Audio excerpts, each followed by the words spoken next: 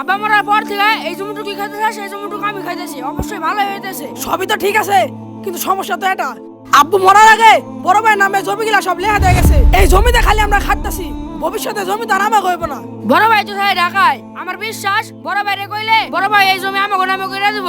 Hat ছাড়া তুই বড় ভাইরা কদিন ধরে চিনুস? বড় ভাইরা আমি চিনি, জীবনে জমি আমাকে নামে করে দিব না। আমার জানার মতো বড় ভাই তো একজন ভালো মনের মানুষ, আর বড় ভাই তো ঢাকায় থাকে, টাকা পয়সার কোনো অভাব নাই। আমার মনে হয় না বড় ভাই এই জমি না বাদাইবো। তুই জানোস না বড় ভাই জমি নাই বাদাইব? তাহলে উপায় উপায় এটা আছে, আশেপাশে কেউ আছে নাকি শুনে আমার কাছে। আজকে কতদিন পর ঢাকা থেকে আসলাম, ভাবতেছি বাড়ি যে যত সয় সম্পত্তি আছে ছোট দুই ভাইয়ের নামে করে দিমু। আমার তো আর শহরে সয় সম্পত্তির অভাব নাই, এগিনা আমার না হলে হইব। এগিনা দুই ছোট ভাইয়ের নামে করে দি, ওরা কিছু করে কামড়া খাবে নে। কিরে জমি জাতির কি অবস্থা?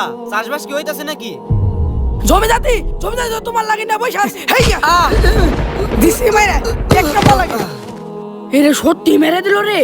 আইসা জমির হিসাব চাইতেছে।